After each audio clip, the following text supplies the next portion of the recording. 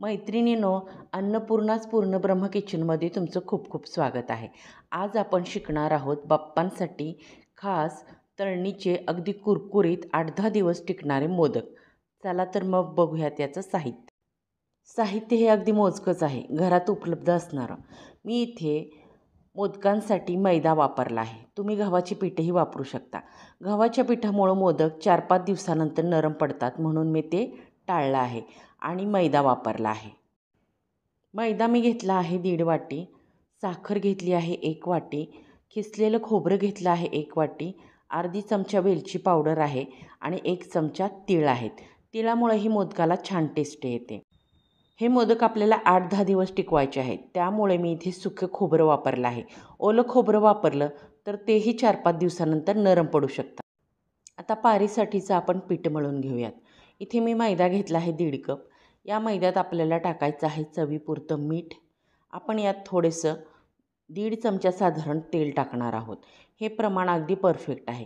जर आपण तेल जास्त टाकलं, जर तुम्हाला मोदक एकदम सॉफ्ट पाहिजे असतील तर तुम्ही तेल 2 चमचे टाकू शकता. पण जर कुरकुरीत पाहिजे असतील तर 1.5 चमचा तेल भरपूर होतं. जर मोहन म्हणून आपण तूप टाकलं ते चवीला छान लागतं, पण आपल्याला पारी लाटताना ते साकळल्यामुळं त्रास होतो. म्हणून शक्यतो ज्या पाऱ्या लाटायच्या आहेत त्यामध्ये तेलच टाकावे. म्हणजे ते लाटताना त्रास होत नाही आणि पटापट लाटल्या जातात. आता हे आपल्याला झटपट करायचे मोदक आहेत.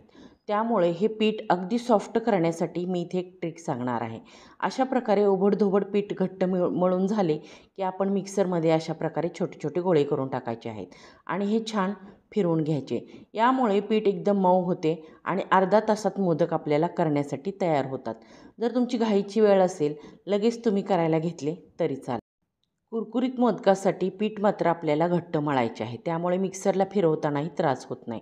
आता हे मिक्सरला फिरवल्यानंतर पीठ एकदम सॉफ्ट होते. आता अशा प्रकारे मी सर्व पीठ मिक्सरला फिरवून घेणार आहे.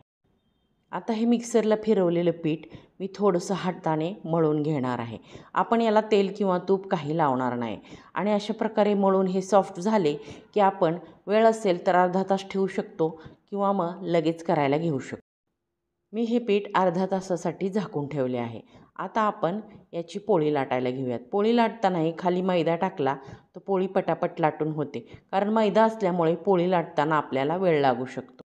पारीसाठीची ही पोळी लाटून घेताना ही जास्त जाडही ठेवायची नाही आणि जास्त पातळही करायची नाही. पातळ केली तर मोदक फुटण्याची तळताना शक्यता असते आणि जाड केली तर वरची पारी करतानाची जी आपली मोदकाची बाजू आहे ती एकदम जाड होऊन कच्ची राहू शकते तळताना.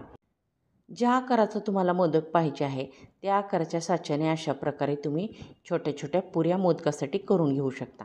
तुम्हाला जर वाटले लहान लहान पुऱ्या लाटून मग मोदक करूयात, तरी त्याप्रमाणे तुम्ही केले तरी चालेल किंवा मग पटापट होण्यासाठी अशा प्रकारे मोठी पोळी लाटूनही तुम्ही करू शकता. आता आपण सारणाची तयारी करूयात. सारणासाठी मी घेतलं आहे सुकं खोबरं. 1 वाटी सुकं खोबरं आहे, 1 वाटी साखर, अर्धी चमचा वेलची पावडर आणि 1 चमचा तीळ. हे सर्व साहित्य आता छान मिक्स करून घेऊयात. तुम्हाला जर वाटलं तर तीळ आणि खोबरं तुम्ही थोडंसं गरम करूनही वापरू शकता. आता आपण मोदक करायला घेऊयात. अशा प्रकारे लाटी बोटांवर ठेवून घ्यायची आहे आणि मधोमध सारण टाकायचे आहे. आता हे सारण अशा प्रकारे टाकल्यानंतर आपण 3 बोटाच्या साहाय्याने अशा प्रकारे कळ्या पाडणार आहोत. आपण सर्व मोदकाला अशा प्रकारे छान कळ्या पाडून घेणार आहोत. कळ्या पाडताना अशा प्रकारे लाटी फिरवून फिरवून कळ्या पाडून घ्यायच्या आहेत. आपण कळ्या जितक्या प्रेस करू तेवढ्या ते छान उठावदार दिसतील. वरचंही तोंड अशा प्रकारे बंद करून हे प्रेस करून घ्यायचं आहे. आता जरी या कळ्या दबल्यासारख्या वाटत असल्या तरी तळल्यानंतर त्या छान फुलून येतात आणि छान कळीदार मोदक तयार होतो. अशा प्रकारे मी सर्व मोदक तयार करून घेतले आहेत. आता आपण कढईत छान कडकडीत तेल गरम करून घेतले आहे. सुरुवातीचं तेल हे चांगलं कडकडीत गरम हवं, त्यामुळे मोदक तेलकट होत नाहीत. आता सर्व मोदक मी यात टाकून घेत आहे आणि जेव्हा मोदक तरंगून वरती येतात आपण फ्लेम लो करून छान तांबूस होईपर्यंत तळून घेणार आहोत. आता हे मोदक अशा प्रकारे आपण थोडेसे फिरवून घेतले की ते सर्व बाजूने छान तळले जातात. आपले हे मोदक छान तांबूस रंगावर तळून झाले आहेत. फ्लेम मात्र मी शेवटपर्यंत लो ठेवली आहे. त्यामुळे हे एकदम कुरकुरीत होतात आणि 8-10 दिवस अगदी सॉफ्ट होत नाहीत. असे हे कुरकुरीत आणि टेस्टी असे मोदक बाप्पांसाठी नक्की बनवा. याचा आस्वाद घ्या. व्हिडिओ आवडला तर लाईक करा, कमेंट करा. शंकांसाठीही तुम्ही कमेंट करू शकता. आणि लक्षात आहे ना, सुगरण मी तुम्हाला करणारच.